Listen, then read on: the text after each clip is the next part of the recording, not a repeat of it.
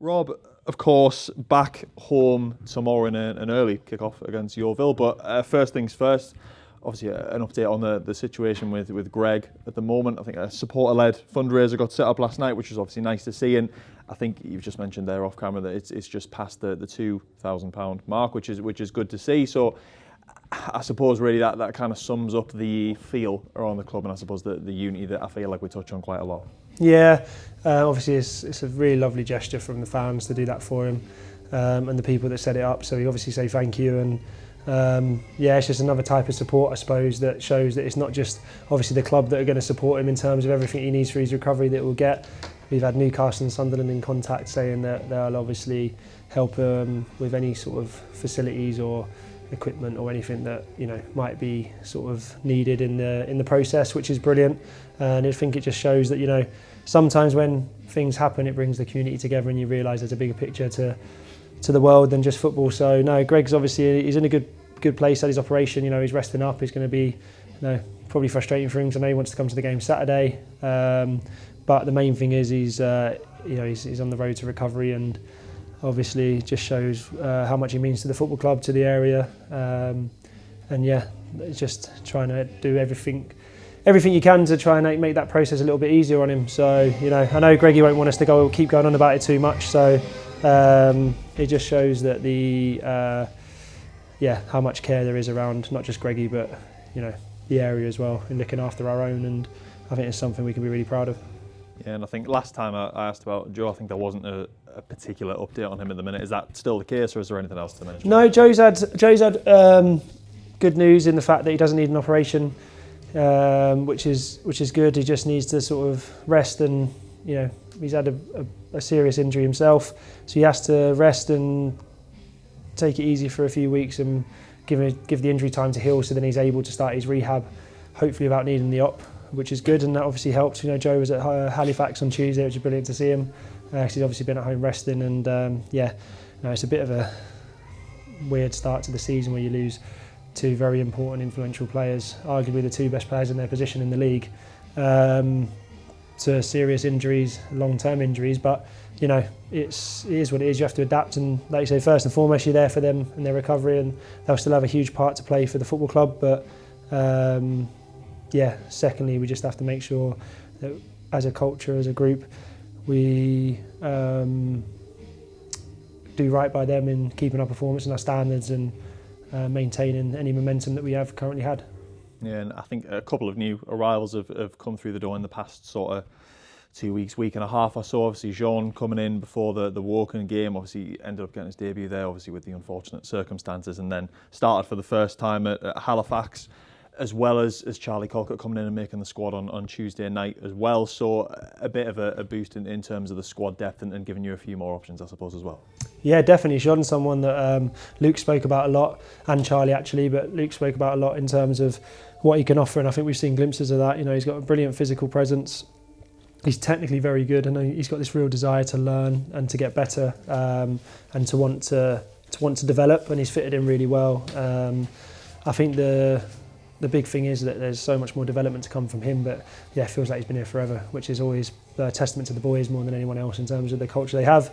Charlie, we spoke to at the beginning of the summer. It wasn't quite right to bring him in at the time with the players that we had, but obviously, things have changed, and Charlie's come in, and I think he's a very, very good player with good experience, and I think Charlie just needs a little bit of a reset in his career, just get back playing. Obviously, the style of football we play, he's perfect for in terms of he's very technical, very good with the ball at his feet, can play anywhere across the midfield, in the 4, the 8, the 10, and it gives us good cover. It gives us good decisions gives me tough decisions in the fact that we've got players in every position that can bring unique talents, and Charlie definitely will do that.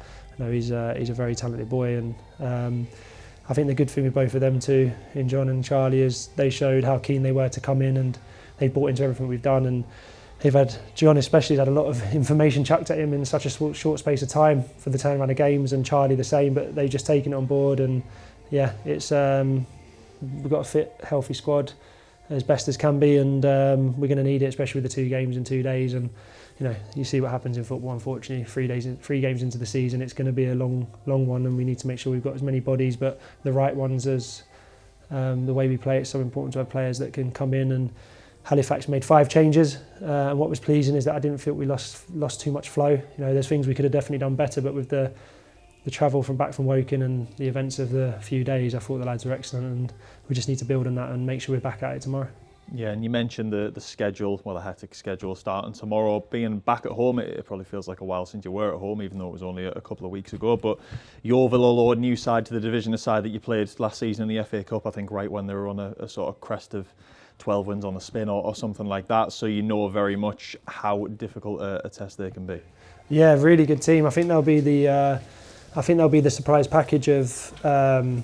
I say surprise package. No, they're not a surprise package. They're a really good team.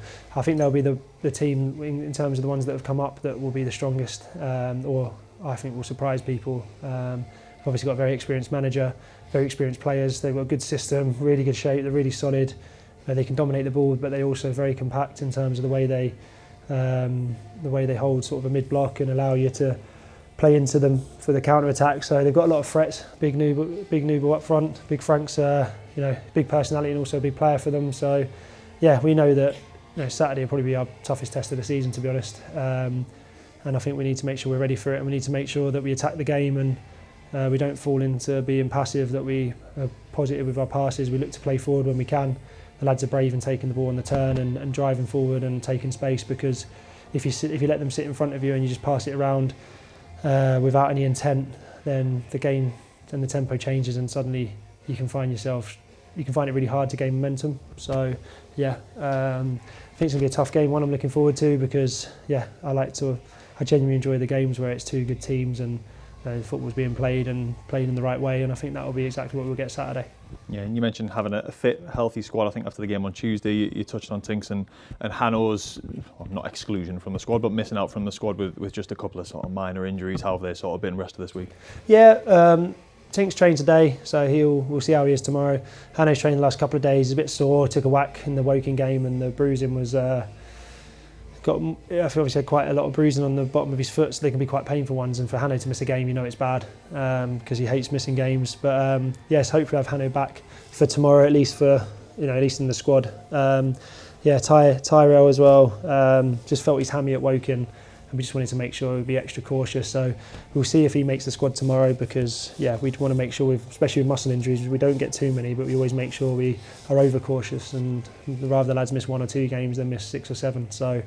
But other than that, I think everyone's back in, and we just need to make sure that over these next 2 games, we're going to need the whole squad. Everyone's going to be starting, getting minutes, playing both games, whatever it may be. And we have to ask a few people to do sort of double, which again, I keep mentioning Jack. It's just, I get it's a lovely tradition, but we've got to think about the players, and the second day recovery is when you're at the most risk, and instead of recovering, your lads are kicking off and playing another game. So yeah, it's great in the Premier League and you've got 25 players, but at this level, and Yeovil having to travel to us, and it's a bit mind-boggling really. It just takes away from the quality on display, I think, but it is what it is. We'll just we'll adapt to that and do our best and just tackle Yeovil, and as soon as that game comes to a head, we'll then think about Oldham.